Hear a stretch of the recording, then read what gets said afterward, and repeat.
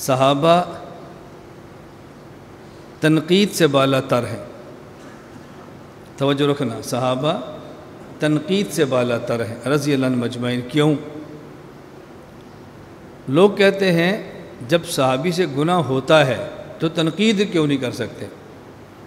اس لیے بعض لوگوں نے اپنی جماعت کا دستور کا حصہ بنایا ہے کہ پیغمبر کے علاوہ کوئی شخصیت تنقید سے بالا تر نہیں ہے، اور اس میں تنقید صحابہ کرام پر کرنی ہوتی ہے، اس لیے دستور کا حصہ اس چیز کو بنایا ہے.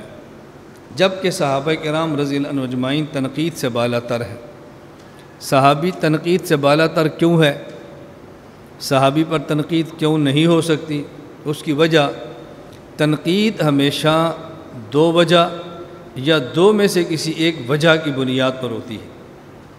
آپ جب بھی کسی پر تنقید کرو گے تو یا تنقید کرو گے اس بندے کے عقیدہ پر کہ اس کا عقیدہ ٹھیک نہیں ہے، اور یا تنقید کرو گے بندہ صحیح العقیدہ تو ہے لیکن اس کا عمل ٹھیک نہیں ہے. تنقید کی تیسری کون سی وجہ ہے؟ اس بندے کا عقیدہ ٹھیک نہیں ہے یا اس بندے کا عمل ٹھیک نہیں. یہ دو ہی وجہ ہیں. جو آج ہمارے ہاں تنقید کی وجہ تیسری نکل آئی ہے، یہ ناقابل فہم ہے. وہ وجہ کون سی ہے؟ طریقہ کار ٹھیک نہیں ہے، ان کی پالیسیاں ٹھیک نہیں ہیں، ان کا کام کرنے کا انداز ٹھیک نہیں ہے. یہ تنقید کی بنیاد نہیں ہے. کیوں؟ کام کا ایک طریقہ کار آپ کا ہے، کام کا ایک طریقہ کار ہمارا ہے. دو بندوں کے مزاج مختلف ہیں، دو بندوں کے علاقے کے رواج مختلف ہیں، تو کام کا طریقہ کار تو خام خواہ الگ ہوگا نا. آپ اعتراض کیوں کرتے ہیں؟ یہ بات سمجھ آ رہی؟ آپ اعتراض کیوں کرتے ہیں؟ یہ آپ کا طریقہ ٹھیک نہیں.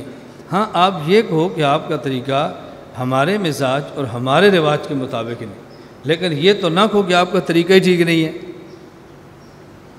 ہمارے ہاں حفظ کے مدارس کم نہیں بہت زیادہ ہیں، لیکن ہر دوسرے مدرسے کا طریقہ کار اپنا ہے.